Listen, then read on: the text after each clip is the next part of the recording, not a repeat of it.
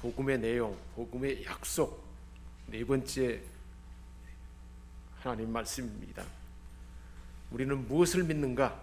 신앙의 내용이 무엇인지 정확하게 알아야 되는데, 지난주에는 우리가 복음의 약속 내용 중에 예수 그리스도에 해당되는 7가지 중에 첫 번째 성육신에 대한 복음의 말씀을 들었습니다. 오늘은 두 번째로 십자가의 은총, 우리가 신앙 고백할 때 두 번째 주제잖아요. 예수 그리스도에 대한 두 번째 주제. 첫 번째는 성육신의 은총, 두 번째는 십자가의 은총. 본디오 빌라도에게 고난을 받아 십자가에 못 박혀 죽으시고, 죄는, 우리 인간의 모든 죄는 반드시 형벌을 받게 되어 있습니다. 하나님이 정해 주신, 하나님이 정하신 법에 의하면 죄의 결과는 사망이다. 모두가 다 사망에 이르러야 되고 지옥불에 떨어져야 합니다.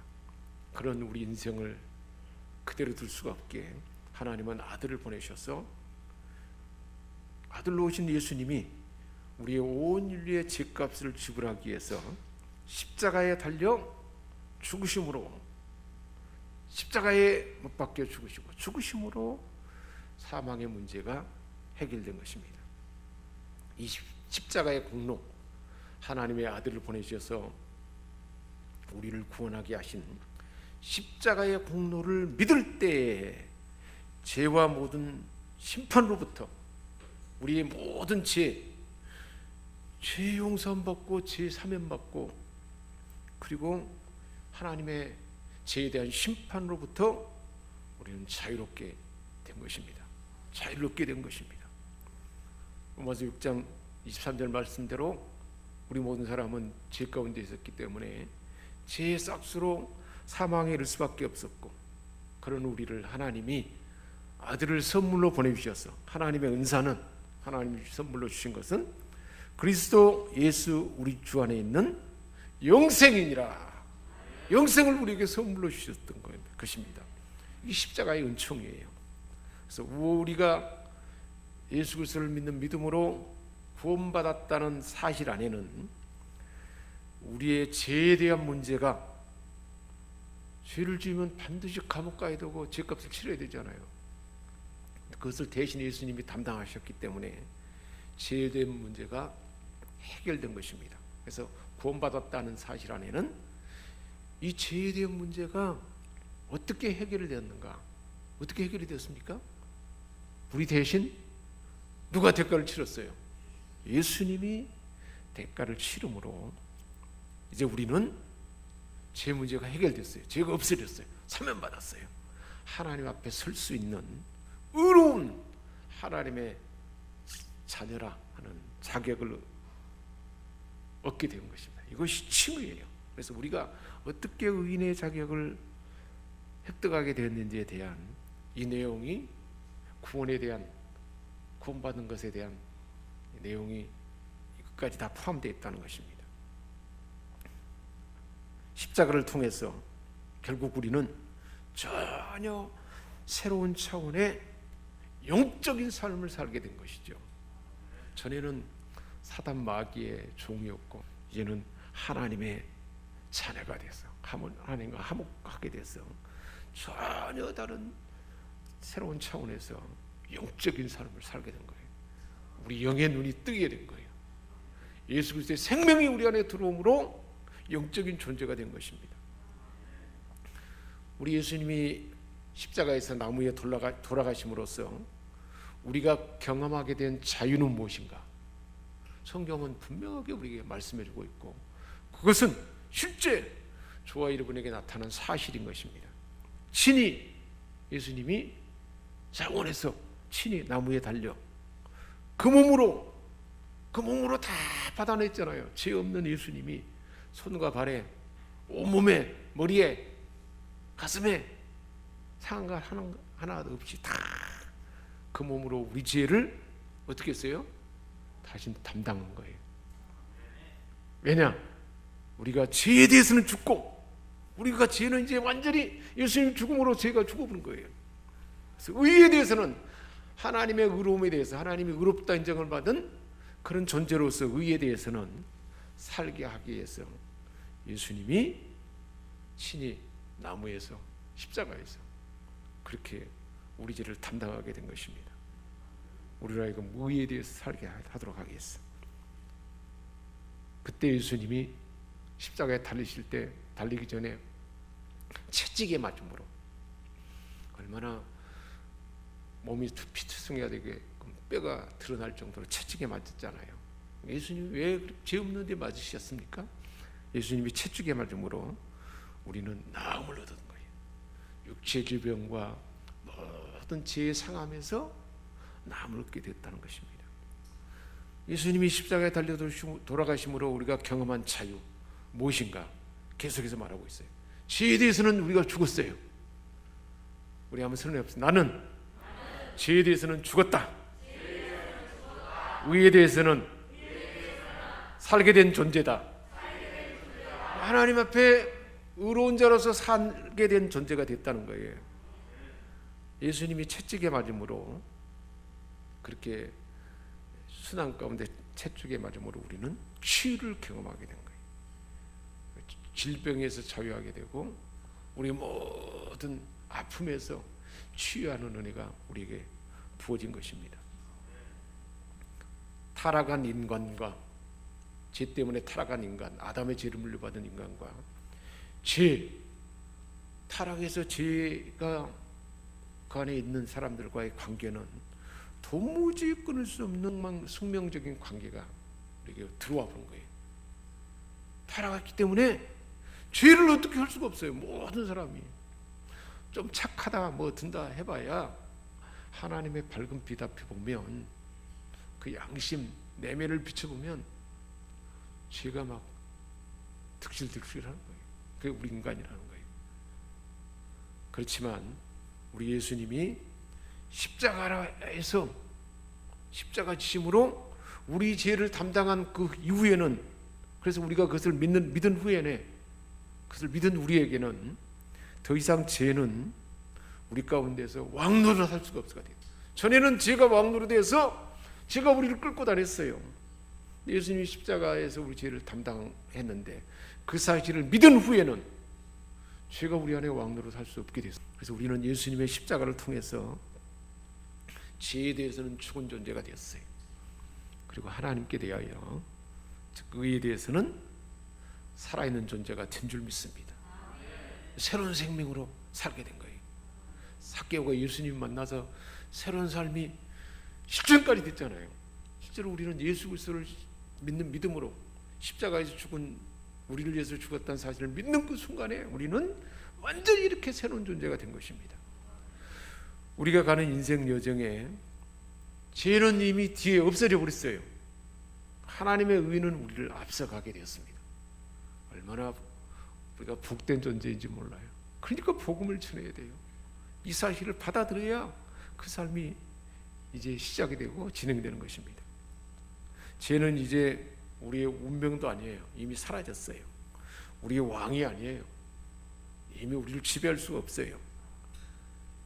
피할 수 없는 불가항력이었는데 원래 예수를 구주로 믿고 예수님이 십자가에서 제 문제를 해결하기 전에는 피할 수 없는 불가분의 관계였는데 이제는 예수님이 담당하고 다 이런 사실을 믿은 후에는 이제는 운명도 아니고 왕도 아니고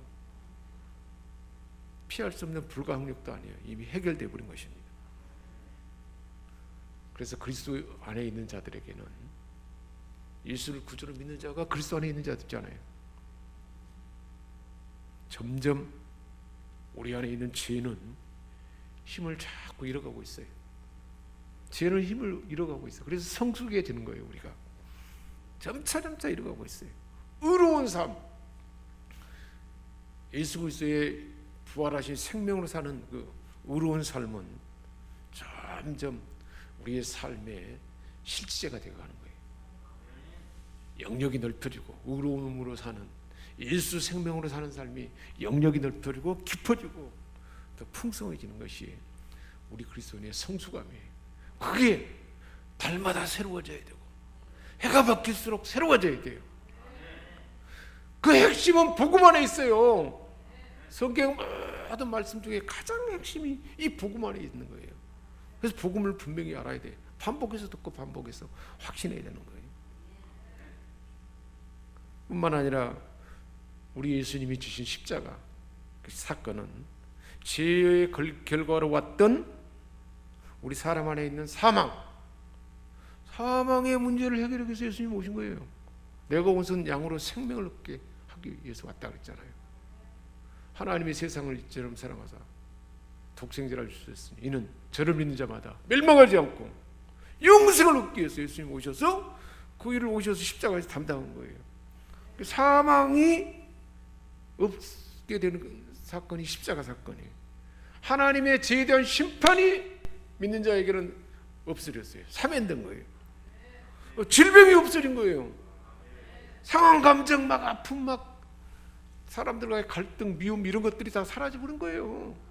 예수님이 십자가 주심으로 완성한 거예요. 그래서 결국 어땠어요? 저주를 끊어버린 거예요. 하나님 아버지, 아무리 선언해서 하나님 아버지, 주님의 십자가로 내 인생의 모든 저주가 끊어짐을 감사합니다. 아멘. 이게 분명한 사실이에요. 주님이 우리와 하나님의 관계를, 그래서 십자가 지시고 주님이 오심으로 하나님과의 관계는 어떻게 도우셨는가? 원래 하나님의 형상으로 지음받아서 우리는 하나님의 아들들이에요.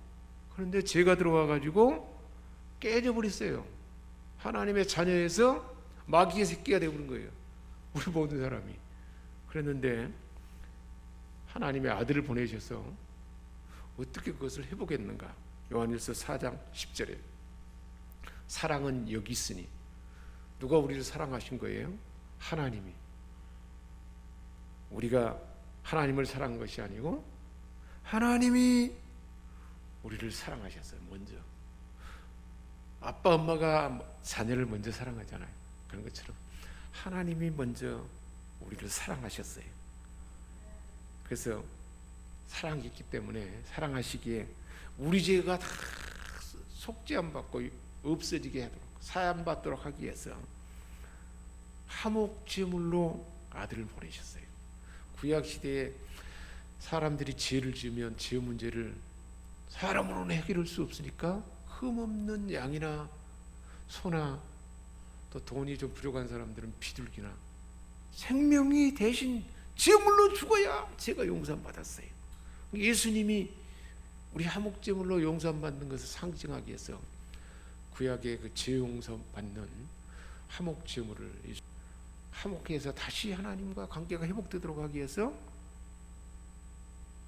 구약 시대는 양이나 소나 가난한 사람들은 비둘기 같은 걸 바쳤는데 대신 죽겠는데, 우리 하나님은, 그래서 구약 시대는 죄 지을 때마다 계속 화목제물을 드려야 돼요. 짐승이나 이것은 반복될 수밖에 없어요. 하나님의 아들은 한 번에 영원한 속죄를 이룬 거예요. 할렐루야. 아들을 보내가지고 영원하고 완전한, 단번에 완전하고 영원한 속죄를 아들을 보내주셔서 그걸 이루신 것입니다. 할렐루야. 그래서 갈라디아서 4장 4절부터 7절에 말씀하고 있어요. 때가 차니까 하나님의 때에 로마가 온 세계를 통일해 가지고 복음이 막 사방팔달로 다 갈 수 있도록 때가 딱 참에 하나님이 아들을 보낸 거예요. 그래서 누구에게 태어난 거예요? 가브리엘 천사를 통해서 알려줬는데 산골 처녀 마리아에게 잉태되게 한 거예요. 아들을 그렇게 보냈어요. 그래서 여자에게 나에게, 동정녀 마리아에게서 나시고 신앙 고백에 그렇게 고백하잖아요. 율법 아래 나왔다는 것은 사람의 몸으로 태어났다는 거예요. 사람이 하나님의 법을 지켜야 법안의 문제가 해결돼야 되는데, 그 율법 아래 나게 한 것은, 사람 몸에 태어나게 한 것은 율법 아래 있는 자들, 그래서 법 때문에 율법으로 죄 가운데 있는 자들, 사람 모두가 다 율법을 지킬 수가 없었잖아요. 사람은 죄가 있기 때문에 율법을 지킬 수가 없어요. 죄가 우리에게 그대로 배에 있어요. 불가항력의 관계였어요. 그럼 죄 문제를 건져내고 대속하고 그것을 갚도록 대가를 치르도록 하기 위해서 우리로 그렇게 예수님을 통해서 그런 일을 완성하게 하고 우리로 다시 하나님의 아들의 명분을 얻도록 하기 위해서 아들을 화목제물로 보내신 것입니다. 할렐루야. 계속해서 말씀하고 있어요. 그래서 갈라디아서 4장 6절에는 이제는 우리가 아들의 명분을 얻게 됐잖아요. 예수를 구주로 믿음으로 우리가 아들이잖아요. 이제 아들이에요. 누구 아들이에요? 하나님의 아들이에요. 예수님이 누구 아들이에요? 하나님의 아들이에요. 하나님의 아들로서 복음도 가르치고 복음을 전하고 하나님의 구원을 대단한 능력 있게 나타냈잖아요. 근데 우리도 똑같이 하나님의 아들들이에요. 아들이 되게 하기 위해서 예수님을 보내서 우리도 이제 하나님의 아들이에요. 그래서 예수님이 그랬잖아요. 아버지께서 나를 보낸 것 같이 내가 이제 가게 되는데 나도 너희를 세상에 보내노라. 할렐루야. 우리가 아들들이 된 거예요. 그래서 하나님의 그 아들의 영을 우리 마음 안에 보내주셨어요. 예수를 구주로 믿는 순간에 하나님의 아들의 영 성령님이 어디에 오셔요? 우리 안에 오셔요. 우리가 아들을 믿는 순간에 아들의 영 성령님을 우리 마음 가운데 보내셔서 우리로 하여금 하나님을 뭐라고 부르게 하는 거예요? 아빠, 아버지 그렇게 부르게 하는 거예요. 기도할 때 아버지 그러고 기도하면 좀 어색해요? 어색하잖아요. 어색하지 않죠? 하나님이 아버지니까 이미 우리는 하나님의 아들들이 됐기 때문에 하나님 아버지 부르면 부를수록 하나님의 관계가 깊으면 깊을수록 그게 어색하지 않고 감사로 밀려오고 하나님의 아버지의 마음이 막 느껴지고 그런 거예요. 누가 이 일을 화목제물로 이루게 했어요? 예수님이 오셔서 그렇게 그 일이 되도록 대신 죽음으로 화목제물로 죽으심으로 생명을 내줌으로 그것이 가능하게 된 거예요. 그 생명을 살리고 생명을 얻게 하는 데는 생명이 죽음을 당해야 되는 거예요. 우리가 4월 17일 날 우리가 생명을 얻으려면 내 생명을 내어주는 것 같은 그 마음으로 누군가를 사랑하고 누구를 섬기고 복음을 전하도록 그 힘을 쏟아야 생명이 살리는단 말이에요. 그냥 쉽게 되는 것이 아니에요. 생명은 생명이 죽음으로 생명을 살릴 수 있다는 것을 주님이 보여준 것입니다. 그러므로 이제 이후로는 우리가 종이 아니에요. 하나님의 아들들이에요. 할렐루야. 아들이면 하나님으로 말미암아 뭐이 된 거예요? 유업을 받은 자가 된 거예요. 예수님이 하나님의 아들로서 유업을 받게 된 자였는데 저와 여러분도 유업을 받은 자가 된 거예요. 이게 뭐 정말 그럴까가 아니고 사실인데 그 아들로서 상속자로서 확신을 못 갖고 그렇게 살아가지 못하는 게 얼마나 어리석은지 몰라요. 우리는 그것을 분명히 확신하고 주장하고 살아야 할 줄 믿습니다. 그래서 예수님이 화목제물이 되심으로 하나님과 어떤 관계로 바뀌었어요? 죄 때문에 하나님을 아버지라 부를 수 없고 그를 부를 마음도 없어요. 아버지라는 것이 느껴지지 않기 때문에. 그런데 예수를 구주로 영접한 그 후로부터는 아들의 영이 성령이 우리 안에 와가지고 하나님 아버지하고 부를 수 있는 마음을 주고 그것이 분명하다는 확신을 갖게 된 거예요. 하나님과 화목 관계가 바꿔져 버려요. 죄 때문에 가려진 것이 뚫려져 가지고 화목한 관계로 바뀌어 버렸습니다. 관계가 우리 죄가 용서받게 됐고 아들의 영을 보내서 우리 마음 가운데 보내서 아들의 명분을 아들들이 되게 한 거예요. 할렐루야. 이게 분명할까? 너무 분명한 뚜렷한 사실이에요. 이제는 아버지와 아들의 관계가 되어서 아빠 아버지라고 부를 뿐만 아니라 유업을 이을 후사가 되었어요. 우리 한번 설명해봅시다. 나는 하나님의 아들로서 유업을 이을 후사다. 아멘. 예수님이 하신 일을 그래서 우리가 할 수 있다는 거예요. 후사가 됐기 때문에 모세가 한 일보다 더 탁월한 일을 할 수 있는 존재가 된 거예요. 모세는 그렇게 하나님의 영광을 보고 싶어 해도 등 뒤만 봤는데 우리는 복음산에만 가면 예수님을 바로 삭개가 만난 예수님 만나고 혈루증 여인이 만난 예수님 만나고 소경이 만난 예수님 만나고 베드로가 만난 예수님 만나고 야고보가 만난 요한이 만난 예수님을 만나잖아요. 실제 눈으로 그 현장에서 만나는 겁니다. 말씀 가운데 바로 주님을 만나게 되는 거예요. 예수님이 화목제물이 되심으로 하나님과 화목한 관계가 되었습니다. 하나님 쪽에서 먼저 찾아오셔서 원수되었던 관계가 친밀한 관계가 되어버렸어요. 사람이 얼마나 재밌게 기쁨으로 신앙생활을 할 수 있느냐는 하나님과 얼마나 친밀한 관계가 되어 있는가가 그 수준에 따라서 그 삶이 진행되는 거예요. 하나님과 친밀해지고 싶어요? 아니 되고 싶어요? 친밀해지고 싶죠. 말씀 가운데 자주 만나면 친밀해져요. 깊이 만나야 돼요. 그달도 대충 만나면 안 되는 거예요. 복음을 알아도 지금 계속 반복해서 듣잖아요. 분명하게 알아야 돼요. 그러니까 복음 영상 보내면 그냥 전에 했던 말 아닐까? 두 번씩 꼭 들으라니까요.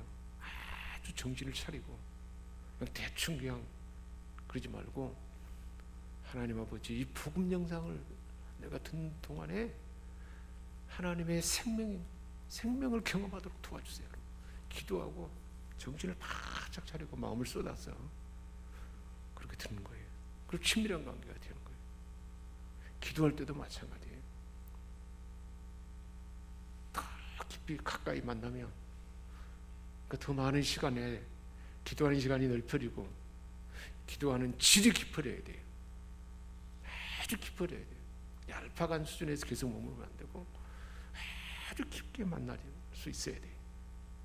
그럴 때 더 친밀한 사람을 우리가 자주 또 만나고 그런데 그냥 지나가는 스치는 관계로 만나면 그저 그냥 그래도 자주 만날수록 친밀해지는데 안 친밀해지잖아요. 같이 여행을 가보거나 같이 함께 오래 있거나 함께 있어도 그냥 있는 시간하고 서로를 바라보면서 더 깊은 대화를 나누고 깊게 마음을 나누고 서로를 향하여 마음을 더 열어놓을 때 친밀한 관계가 되지 않습니까? 하나님과 친밀함도 바로 그래요. 그러니까 내가 지금까지 신앙생활을 했던 그 피상적인 삶을 벗어나야 돼요. 얼마나 요즘 그런 좋은 도구들이 많은데 그래서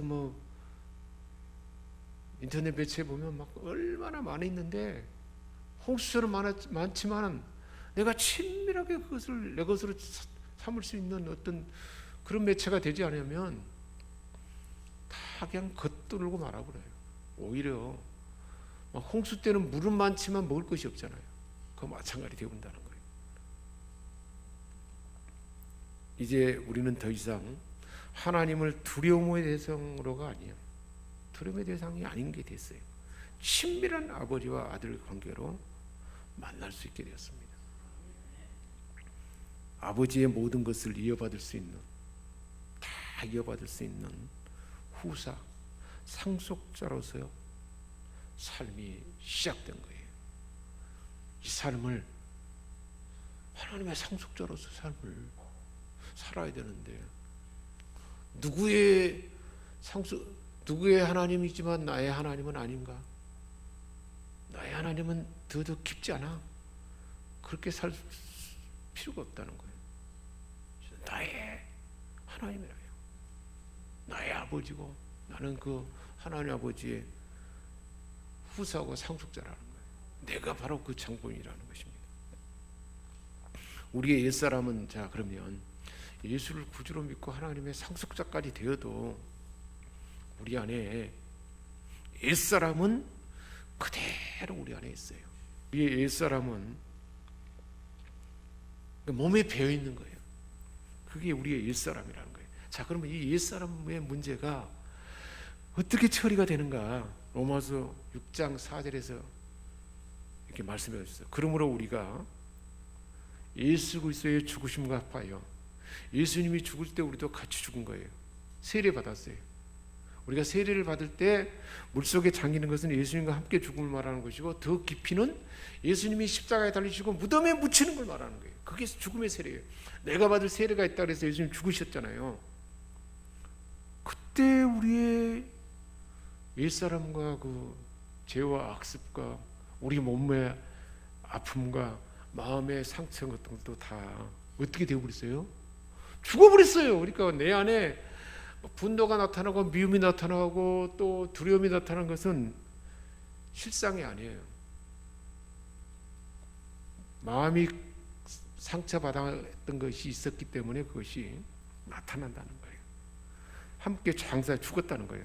왜냐하면 이는 아버지의 영광으로 말미암아 하나님의 아들 예수님 다시 십자가에서 죽은 다음에 다시 살림으로 아버지 영광이 나타나겠는데 이는 아버지의 영광으로 말미암아 그리스도를 죽은 자 가운데 살리신 것 같이 아들을 죽은 자 가운데 살리셔서 하나님의 아들이라는 것이 증명됐잖아요.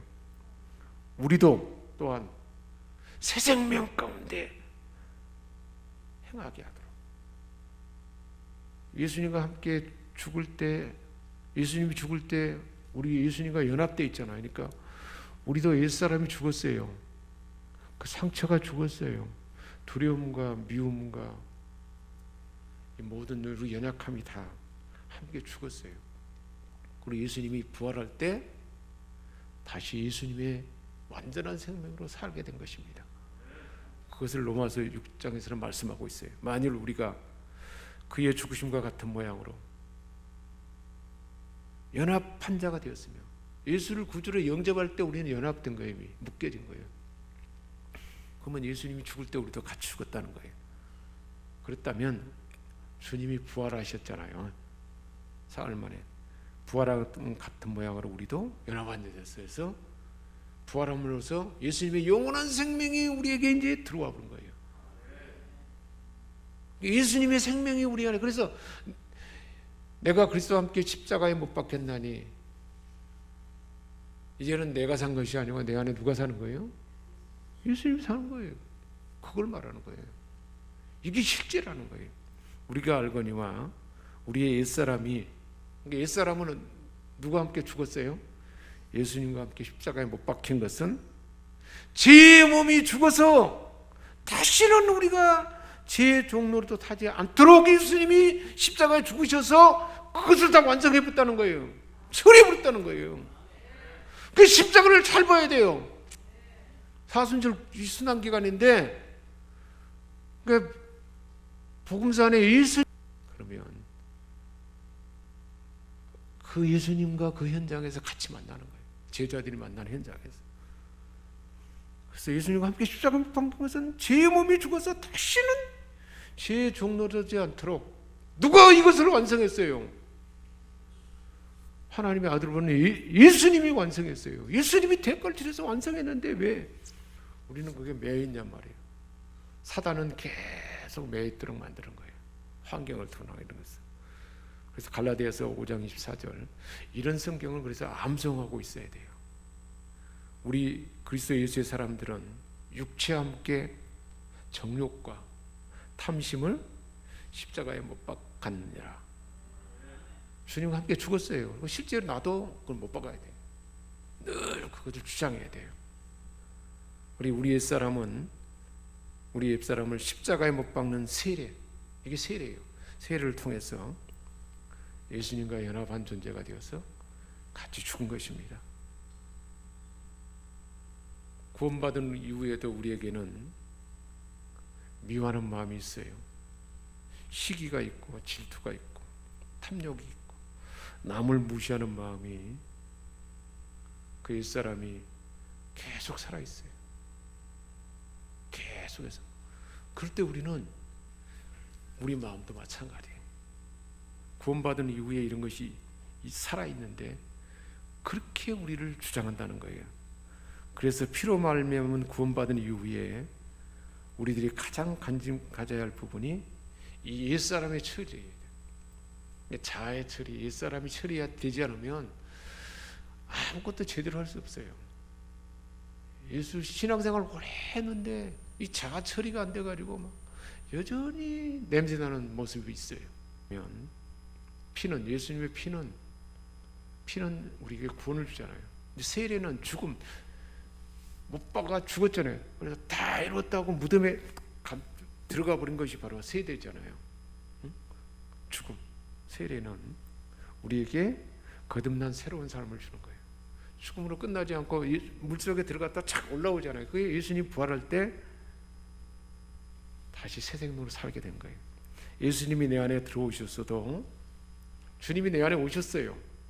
근데 여전히 내 자아가 왕노릇하는 거예요. 그러니까 우리를 나를 살펴봐야 돼. 그러니까 그래서 우리 그리스도인들이 영적인 삶을 살려면 꼭 필요한 것이 자아 성찰. 나를 성찰해 봐야 돼요. 자기를 돌보는 삶을 계속 해야 돼요. 내가 자아가 왕노릇하는 것을 끊어야 된단 말이에요. 이 자아 처리 과정이 필요해요. 나는 나 편에서 끊어야 되고 내가 인식을 하고 계속 저녁에 잠자기 전에 또 한번 살펴보고 반복되는 것이 있어요. 우리 각 사람 안에. 그것을 반드시 처리해야 돼. 처리하지 않으면 계속 가요. 자아가 왕노릇하면 주님은 도움을 요청하는 영역 외에는 도울 수가 없는 거예요. 우리 사람은 각 사람이 자기 그 하나님의 뜻을 따르고 하나님의 왕, 예수님이 왕이 되어야 하는 사람과 내가 왕이 되는 삶의 주권자는 누구냐? 하나님이 아니에요. 내 안에 있어요. 선택은 사람이 하는 거예요. 하나님이 그것까지 건드릴 수 없어요. 그런데 하나님 앞에 하나님 나는 더 성숙해지고 싶습니다. 주님 닮고 싶습니다. 그러면 하나님 도울 수 있는 방법은 광야로 보내는 거예요. 고난을 주는 거예요. 고난이 유익인 거예요. 세례와 광야가 우리에게 주는 교훈은 그래서 결국은 옛사람이 새사람으로 변화되고 광야를 가야 달라져요. 모세도 애굽에서 40년 동안 교육받고 막 왕궁에서 받아봐야 자아 처리가 안 돼요. 그러니까 미디안 광야에 가지고 40년 동안에 처리가 된 거예요. 광야로 가야 돼요. 그래서 나의 실상을 봐야 돼요. 그래서 계속 말씀이 나를 막 건드려 줘야 돼요. 이런 저런 모습, 인간적인 냄새 나는 모습을 쫙 건드려 줘야 돼요. 그래서 옛사람이 새사람으로 변하고 내 중심의 삶이 누구 중심으로 바뀌는 거예요?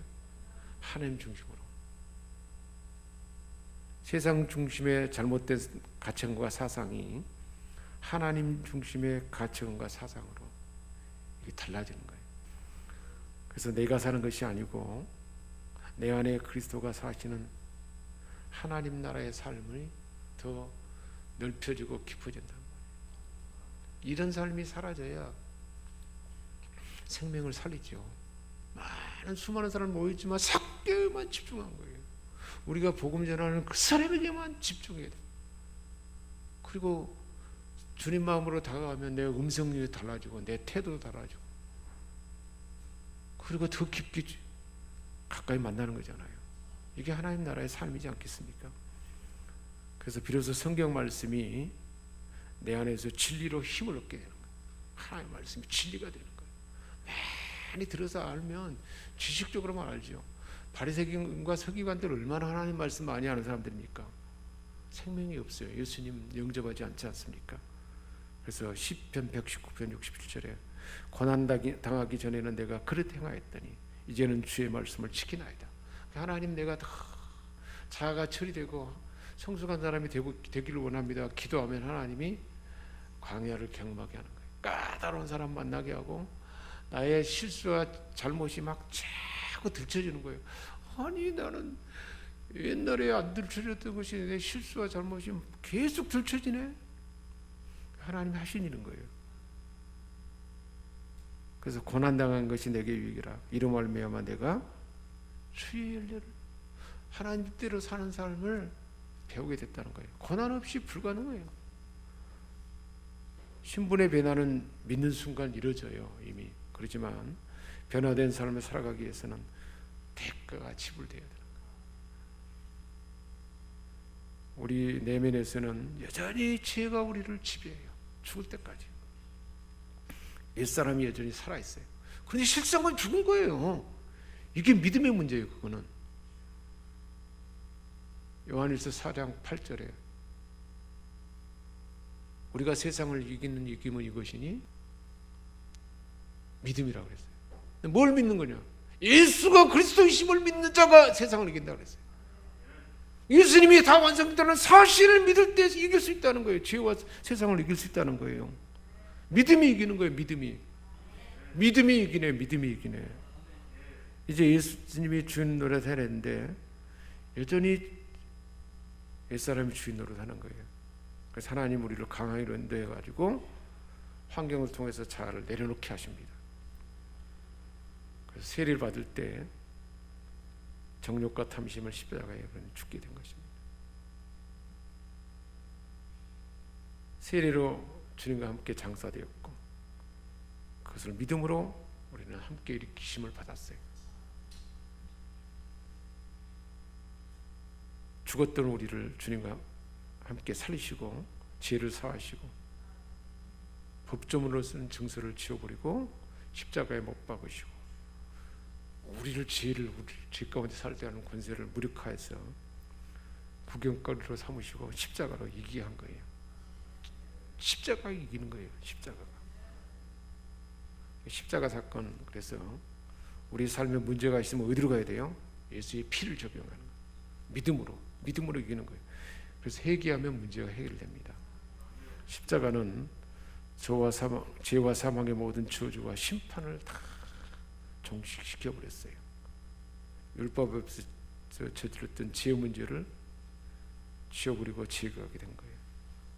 그래서 주님과 연합된 사실을 확신하고 그렇게 살기 원한다면 십자가 부활 승천의 은총을 덧입기를 원한다면 세례로 나를 죽음에 넘겨야 됩니다.